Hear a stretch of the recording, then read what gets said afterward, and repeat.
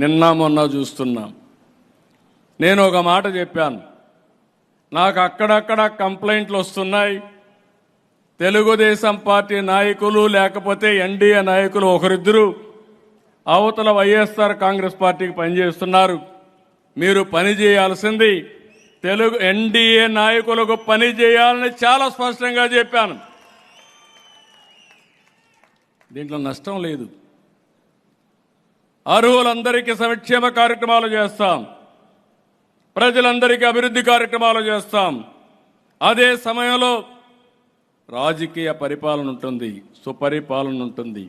ఆ రాజకీయ సుపరిపాలనలో భాగస్వాములు ఎన్డీఏ నాయకత్వాన్ని మరొక్కసారి స్పష్టం చేస్తున్నా. ఒక ట్రస్ట్ బోర్డు ఉంది, ఎన్డీఏ నాయకులు ఉంటారు.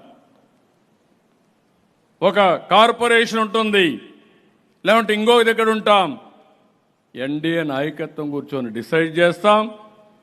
ఆ గౌరవం ఎన్డీఏ నాయకులకు ఉండాలని తప్ప వైఎస్ఆర్ కాంగ్రెస్ పార్టీతో ఎవరైనా లాలూచి పడతారేమని ఆ మాట చెప్పాను. దీంట్లో గింజుకుంటున్నారు వైఎస్ఆర్ కాంగ్రెస్ పార్టీ.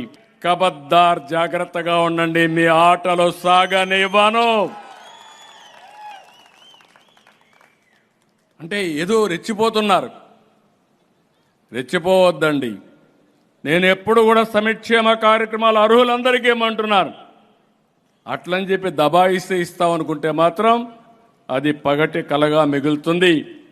గుర్తుపెట్టుకోమని కోరుతున్నాను. నేను ఇంకొక మాట కూడా చెప్పాను, రాజకీయాల్ని కలుషితం చేశారు, రాజకీయ ముసుగులో నేరాలు చేశారు, ఘోరాలు చేశారు. అలాంటి నేరాలు ఘోరాలు చేసినప్పుడు ఎవరు తప్పు చేసినా చట్టం దాని పని చేసుకుంటా పోతుంది తప్ప ఇంకొకటి కాదని చెప్పి కూడా నేను మీకు తెలియజేస్తున్నా.